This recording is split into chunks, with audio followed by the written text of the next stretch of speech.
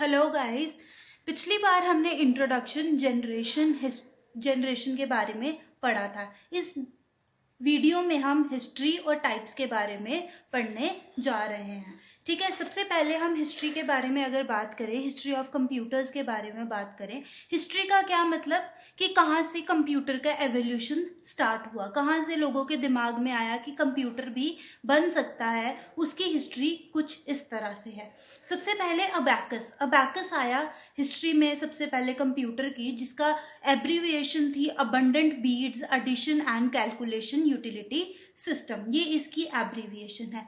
इसको क्या कहते हैं? फर्स्ट कैलकुलेटिंग मशीन या फिर मैकेनिकल कैलकुलेटर। ठीक है, सबसे पहले ये कैलकुलेटर आया। अगर हमने जनरेशन्स के बारे में बात करें तो उसमें हमने पढ़ा था कि कंप्यूटर जो है कैलकुलेट किस वर्ड से आया था?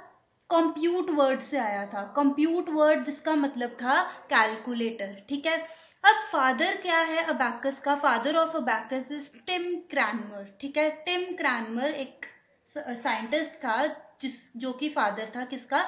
अबैकस का। ये फर्स्ट इन्वेंट किया किन्होंने? चाइनीज ने, अराउंड 4000 ईयर्स पहले। ठीक है, इसमें क्या करते थे? कंटेन करते थे बीड्स, रॉड्स। बीड्स जो थे वो शो करते थे डिजिट्स और रॉड्स शो करती थी पोजीशंस। अब एक इम्पॉर्टेंट टर्म है जिसका नाम है सोनपान। सोनपान जो है वो एक चाइनीज वर्ड है। ठीक है, चाइनीज वर्ड है जिसका मतलब क्या होता है? अबैकस या फिर कैलकुलेटिंग बोर्ड, या फिर कैलकुलेटिंग बोर्ड। ठीक है, ये एक चाइनीज वर्ड है सोनपान। सोनपान जिसका क्या, ये एक चाइनीज वर्ड है जिसका मतलब है कैलकुलेटिंग बोर्ड, जो कि किसको दिया गया? अबैकस को। अबैकस आज भी रशिया, जापान और चाइना में यूज हो रहा है। ठीक है, ये थी हमारी गाइस हिस्ट्री अबैकस के बारे में। Next is Napier's bone. Napier's bone ने इन्वेंट किसने किया? जॉन नेपियर ने। नेपियर के नाम से ही पड़ा, जॉन नेपियर के नाम से क्या पड़ा? Napier's bone. और बोन कहाँ से आया? इसमें हम यूज करते हैं 9 बोन्स या फिर आइवरी स्ट्रिप्स। 9 बोन्स या फिर आइवरी स्ट्रिप्स, जिनपे क्या लिखा होता है? 1 से लेकर बोन्स पे नंबर लिखे जाते हैं। बोन्स पे नंबर लिखे जाते हैं। ठीक है, इसलिए इसका नेम पड़ा नेपियर उसके नाम से, और बोन्स उसका मतलब स्ट्रिप्स पे जिसपे नंबर लिखे जाते थे। इसकी जो लाइफ की एज थी वो थी 1550 से 1617। 1617 में ही इसकी डेथ हो गई जब इसने क्या बनाया था? Napier's bone. ये कहाँ का रहने वाला था? बलूचिस्तान का रहने वाला था। ये एक मैन्युअली ऑपरेटिंग कैलकुलेटिंग मशीन थी। ये फर्स्ट मशीन थी जो कि डेसिमल पॉइंट को क्या करती थी? यूज करती थी। ठीक है, मल्टीप्लिकेशन होता था और इसमें एक डिवीजन भी हो सकती थी। मल्टीप्लिकेशन और डिवीजन भी हो सकती थी। अब नेपियर ने एक वर्ड है लेटिस मल्टीप्लिकेशन। लेटिस मल्टीप्लिकेशन को उसने एक नाम दिया जिसका है रेबडोलॉजी। रेबडोलॉजी, उसने ये नाम दे दिया किसको? लेटिस मल्टीप्लिकेशन को। किसने? नेपियर ने। नेपियर ने रेबडोलॉजी नाम दिया किसको? लेटिस मल्टीप्लिकेशन को। ठीक है, नाउ नेक्स्ट जो हिस्ट्री थी वो क्या थी? पैस्कलिन। नेक्स्ट हिस्ट्री जो थी वो थी पैस्कलिन। पैस्कलिन जो इन्वेंट किया वो किसने किया? ब्लेज पास्कल ने। ब्लेज पास्कल एक साइंटिस्ट था जिसने पैस्कलिन डेवलप किया। ठीक है, किस ईयर में? 1642 में स्टार्ट किया और 1644 तक क्या था? कंप्लीट हो गया। ये फर्स्ट ऑटोमेटिक कैलकुलेटर था। ये क्या था? फर्स्ट ऑटोमेटिक कैलकुलेटर था। इसको हम अर्थमेटिक मशीन या फिर एडिंग मशीन भी कहते हैं। इसमें इसके यूज है वो एडिंग करता है, सब्ट्रैक्शन करता है, मल्टीप्लिकेशन और डिवीजन करता है। मतलब हर एक तरह की क्या कर सकता है? कैलकुलेशन कर सकता है। ये both decimal as well as non decimal points को यूज करता है। अब जैसे कि हमने बात की, इसमें बीड्स और रोड्स थे, इसमें आइवरी स्ट्रिप्स या फिर बोन्स थी। अब इसमें क्या था? गियर्स और व्हील्स का यूज होता था उस मशीन को वर्क करने के लिए। ठीक है, गियर्स और व्हील्स जो थे वो यूज किए जाते थे वर्किंग ऑफ मशीन के लिए। नेक्स्ट जो एवोल्यूशन था, हिस्ट्री थी, वो क्या ही स्टेप्ड रेकनर और लिबनीज व्हील। लिबनीज व्हील का मतलब है उसके नाम से ही आया, invented by Gottfried William Leibniz, ठीक है, जो कि इन 1672 में क्या डेवलप हुआ। ये क्या एक्सटेंशन था जो पैस्कल ने, जो ब्लेज पैस्कल ने इन्वेंट किया, पैस्कलिन, उसी का आइडिया क्या स्टेप्ड रेकनर वाली मशीन में यूज किया गया, उसकी एक्सटेंशन थी, ठीक है, जिसमें वहां पे गियर्स और व्हील्स यूज थे, यहाँ पर क्या थे फ्लूटेड ड्रम्स, हर तरह की ये क्या कैलकुलेशन को परफॉर्म करता था, ठीक है। Next is difference engine. Difference engine के आने से एक हिस्ट्री चेंज हो गई, ठीक है, लोगों का सोचने का तरीका चेंज हो गया। क्यों? क्योंकि ये इन्वेंट किसने किया था? सबसे पहले चार्ल्स बेबेज ने, ठीक है। चार्ल्स बेबेज आपको पता होगा क्या है, फादर ऑफ मॉडर्न कंप्यूटर, ठीक है गाइज। ये कौन है? चार्ल्स जो बेबेज था, ये क्या था? Father of modern computer. In 1820 में डिफरेंस इंजन का क्या डेवलपमेंट हुई थी, ठीक है। सॉल्व, अब ये वाली जो मशीन थी ये क्या सॉल्व करती थी? लॉगरिदमिक टेबल्स भी परफॉर्म करती थी पॉलिनोमियल की कैलकुलेशंस को भी, ठीक है, पॉलिनोमियल की कैलकुलेशंस को भी ये डिफरेंस इंजन क्या करता था? परफॉर्म करता था। ये एक ऑटोमेटेड मैकेनिकल कैलकुलेटर था। ऑटोमेशन मतलब ऑटोमेटिक, खुद ब खुद हो जाती थी इसमें मैकेनिकल कैलकुलेशंस, ठीक है। Next was analytical engine. ये भी चार्ल्स बेबेज ने बनाया था इन 1837 के अराउंड, ठीक है। इन 1837 के अराउंड चार्ल्स बेबेज ने क्या बनाया? एनालिटिकल इंजन बनाया। अब इसमें पंच्ड कार्ड्स क्या किए गए यूज। अगर हम जनरेशन फर्स्ट के बारे में बात करते हैं, उसमें हमने input as well as output जो एक यूज किया था वो क्या थे? पंच्ड कार्ड्स थे, ठीक है। वहां यहाँ पर भी क्या पंच्ड कार्ड्स को एज इनपुट यूज किया गया। कोई भी कैलकुलेशन कर सकता था और फर्स्ट टाइम किसी एक मेमोरी में हम इसको क्या कर सकते थे? स्टोर कर सकते थे, और वो भी परमानेंट मेमोरी में। मतलब हम जो भी कैलकुलेशन करते थे उसकी हिस्ट्री जो थी वो परमानेंटली स्टोर हो जाती थी, ठीक है। इसका कंसेप्ट जो था वो फर्स्ट जनरल मैकेनिकल कंप्यूटर में बनाने के भी हेल्प में आया, ठीक है। नेक्स्ट हिस्ट्री थी टैबुलेटिंग मशीन। टैबुलेटिंग मशीन जो थी वो हरमन हॉलरिथ ने बनाई थी। हरमन हॉलरिथ जो था, अगर आपको याद हो तो हमने पंच्ड कार्ड्स को हमने हॉलरिथ कार्ड्स भी कहा था, हॉलरिथ कार्ड्स भी कहा था। क्यों? क्योंकि हरमन हॉलरिथ जो था वो इन्वेंटर था किसका? पंच्ड कार्ड्स का। तो हरमन हॉलरिथ ने क्या बनाई? टैबुलेटिंग मशीन बनाई इन 1880s में, जो कि बेस्ड थी पंच्ड कार्ड्स पे, जिसमें बोथ इनपुट और आउटपुट किस पे आते थे?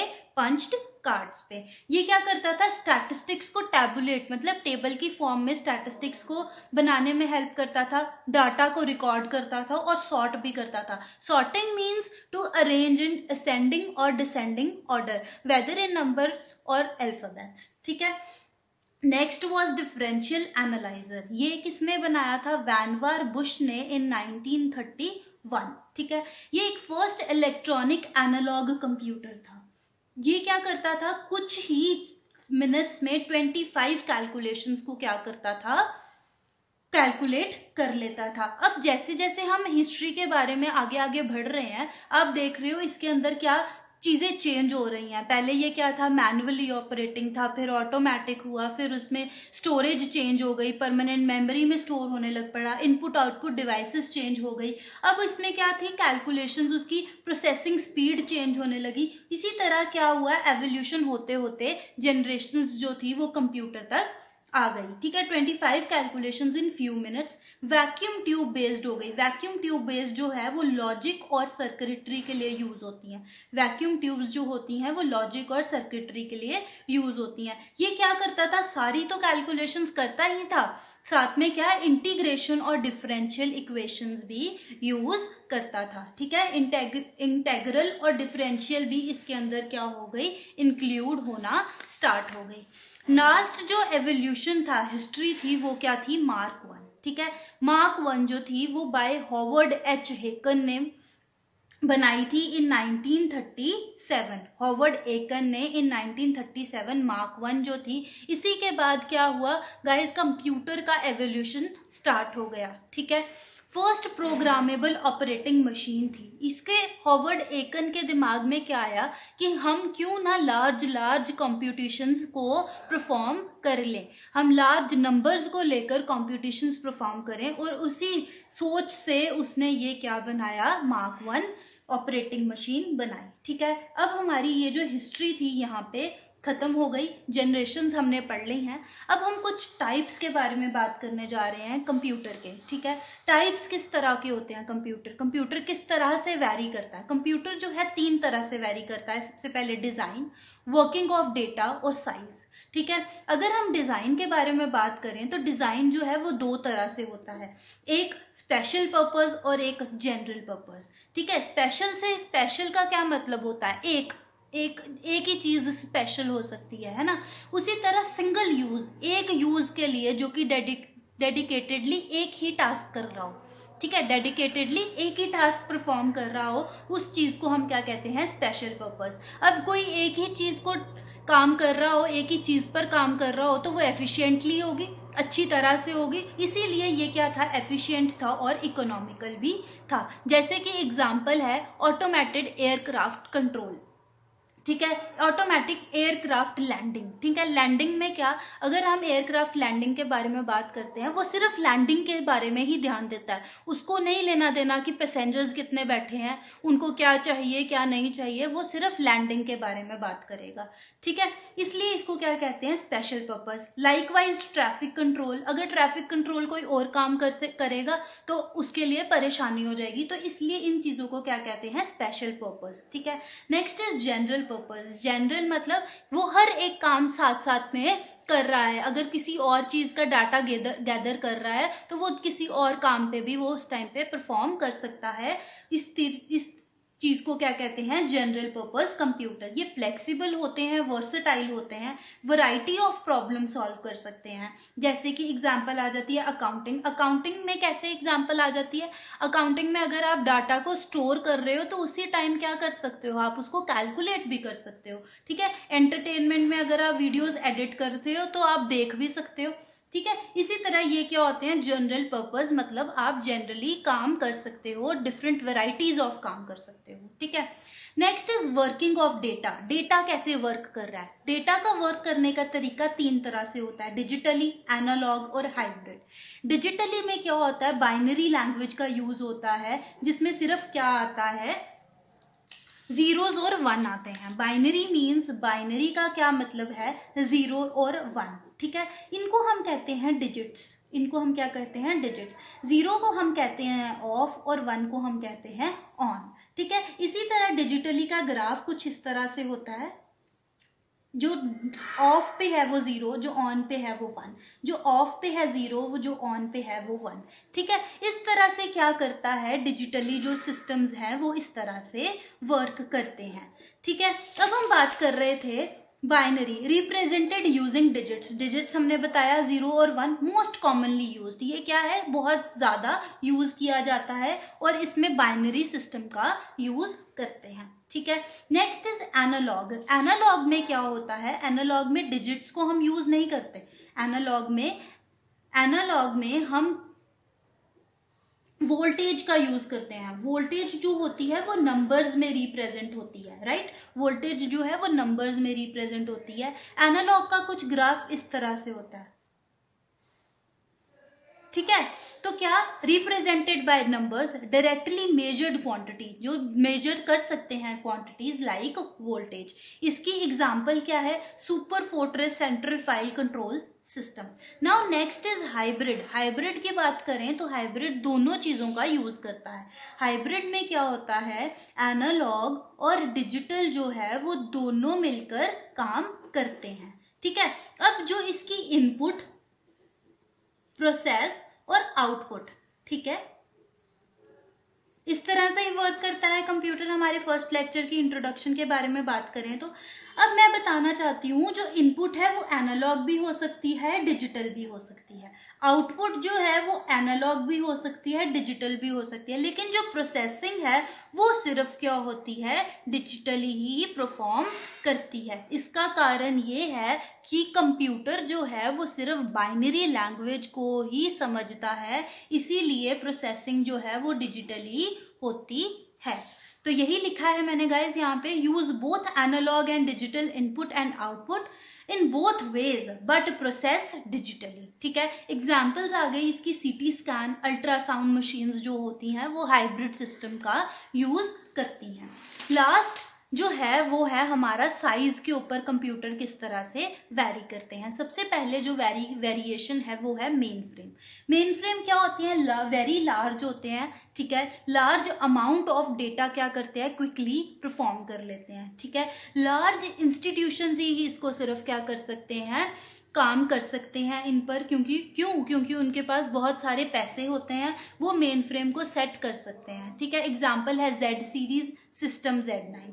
नेक्स्ट आ जाता है super computer. Super computer guys सबसे ज्यादा फास्टेस्ट टाइप होता है, एक्सपेंसिव होता है, स्पेशलाइज्ड एप्लीकेशन के लिए, एक ही एप्लीकेशन के लिए क्या होता है, यूज में आता है। ठीक है, स्पेशलाइज्ड एप्लीकेशन के लिए बहुत सारी बड़ी बड़ी क्या कर सकता है, कैलकुलेशन कर सकता है। इसकी एग्जाम्पल में आ गया एस्ट्रोफिजिक्स। एस्ट्रोफिजिक्स क्या हो गई, जो कि स्पेस रिलेटेड वर्क्स कर सकते हैं, वो क्या हो गई, एस्ट्रोफिजिक्स। ठीक है, अब इसमें एक एग्जाम्पल है एमडी ग्रेप।